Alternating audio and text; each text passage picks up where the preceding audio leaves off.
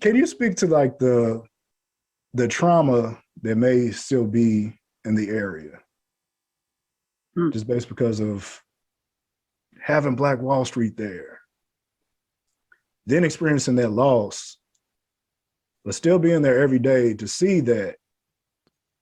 How do you think that has lasted over there over the years? You want me to explain my trauma? I gotta look in the mirror. Oh gosh. Hey.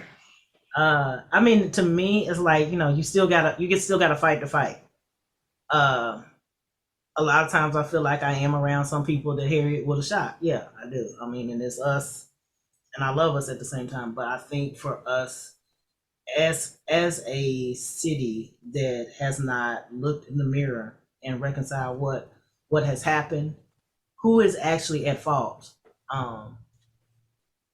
it's very hard. It's hard to continue that fight. Like, yeah, we still want to, because I mean, we still have some of the two of the descendants here, and you know, oh, we give them Nike shoes. They don't need Nike shoes.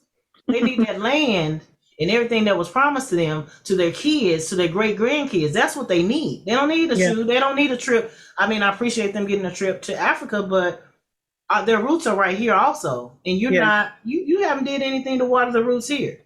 You sending them somewhere and doing this, but you're not giving them roots. And then that comes with the whole talk of reparations. That come on.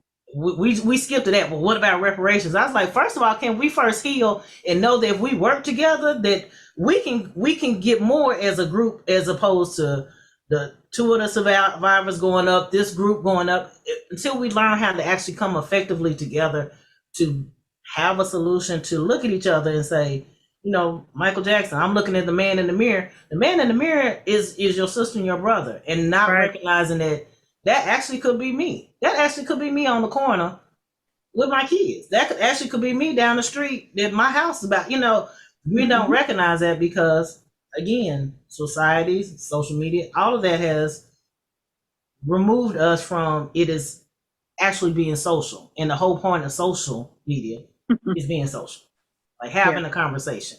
And that's the hardest part, to have an open, honest conversation that doesn't have to have those feel-good moments.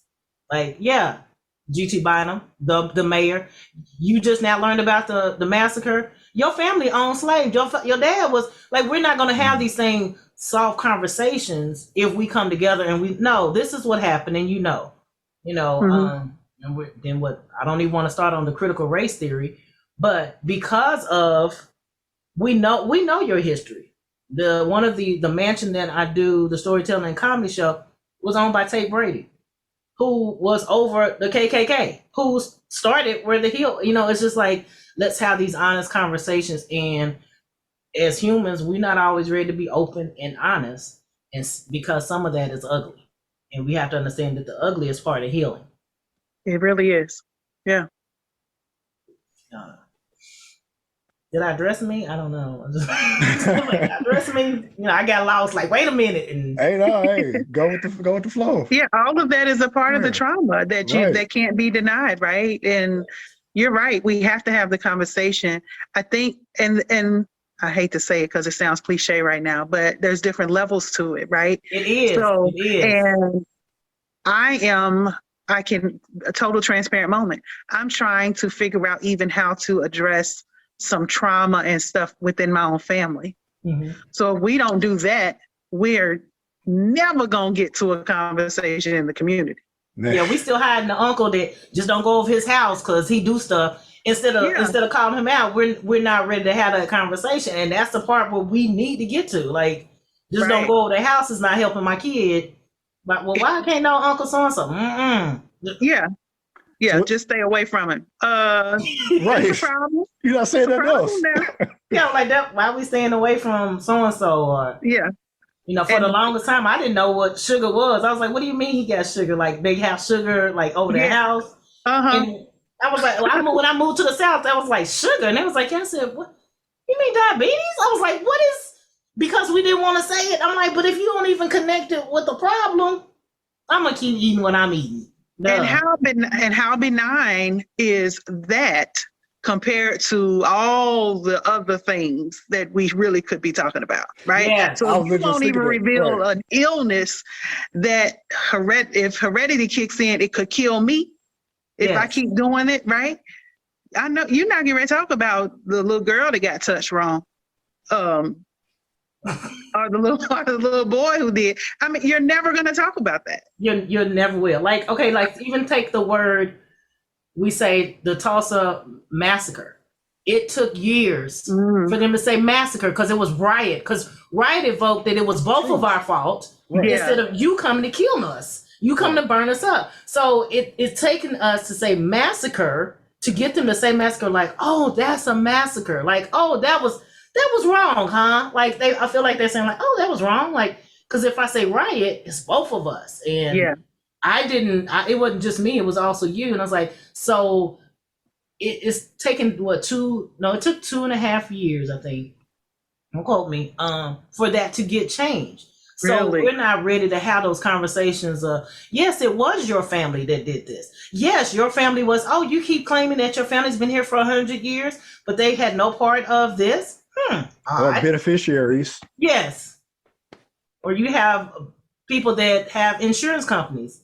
So you've been here for 100 years, so you denied the claims when oh, you didn't? You were one of those good ones? Oh, okay, yeah. One of those, we don't like to look at that man in the mirror and realize, woman, person, I don't know. Whatever you call yourself, you don't want to look in the mirror because that's the hard part. So let me ask you this, on the strength of that. Oh. While I was there, I went through the process of purchasing a home, or at least attempting to. And then I really found out solely after, they were like, you are never going to get that property in that neighborhood, which I was pre-approved, everything else. And literally an hour before closing, they said they just refused to sign off.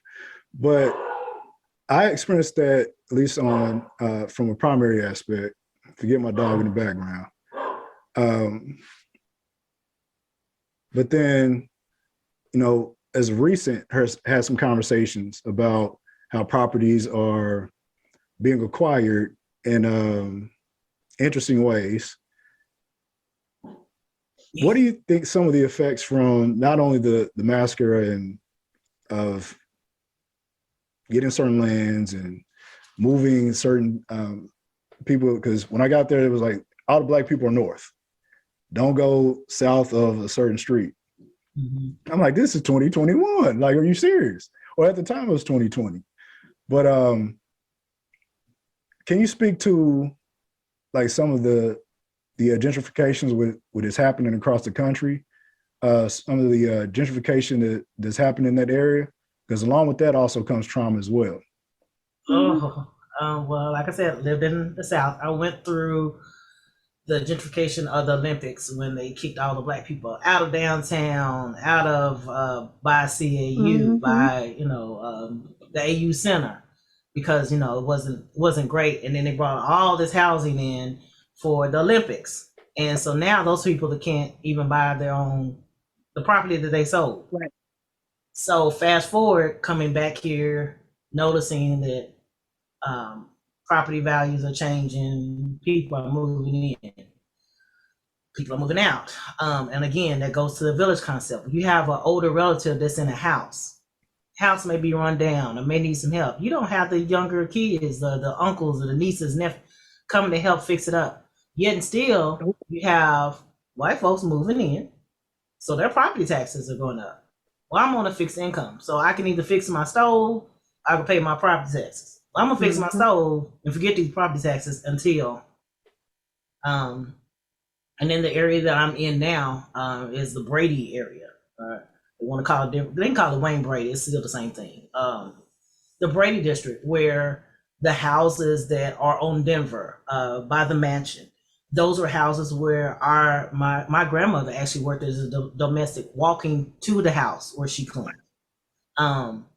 And those houses now are premier houses, tripled in value, quadrupled in some, and being told that by investors, oh yeah, the house is not worth much, sell it to me and I'll give you some cash and move on out. And that same family can't buy that back.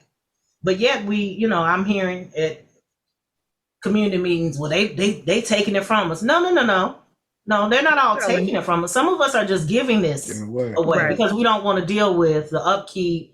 Even, y'all like, you could tear down a house and build it and you'll still have a new house. And then the other part of that, being told, like, so especially my street, there's been several houses that burned because crackheads were there. I was like, I haven't seen a crackhead since I went to Thanksgiving in Oklahoma City with my aunt. And that's the crackhead. But I hadn't seen one. But all of a sudden, they're abound and they're burning up houses. I was like, first of all, why would they burn up the place where they live? Right. Okay, the crackhead is just trying to get high. So if you know anything about it, they trying to stay wherever they are, low key.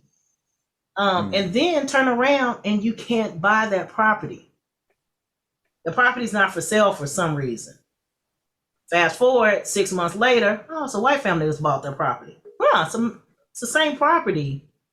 And now you've turned it over. Now you've made a profit. You already have your money. And it continually creates that us against them and we don't have.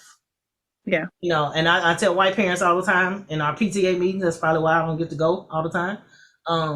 North Tulsa is so bad, such a bad place. I said, yet you drop your children off to Carver and Booker T, #1 schools in Oklahoma. Listen. In Tulsa, you drop them off. So you drop your precious asset, your most precious thing, in a place that's bad and crime ridden. As a parent, I'm gonna look at you crazy. But if I keep that narrative up, I can come in and buy, and you devalue it because what they're saying, but I'm valuing it because you're leaving. Mm-hmm. Sure. Yeah, if they're interested in it, it's of value, right? So that's the point. Like, think people. Yes. If they're interested in your property, that means it's worth more than they're trying to offer you. Dana, I can't tell you how many. I literally, I know now it's once a week. I like to buy your home, and I'm like, really? Well, it's not. Well, it's not worth much. I said, well, if you're an investor, you wouldn't buy stuff that's not worth anything. So right. But because we don't know that, I'm gonna get some cash and I can go and I don't have to deal with it. Yeah, but you also can't return to your family home. Exactly. Yeah. That's still that whole, it's us against them. It's if I decrease the value of it, I'm gonna make you think the whole devil soulless part of white people, disappointed. Right. I'm gonna devalue it so you don't value it, so I can take it and destroy it, change it up, and you don't want it.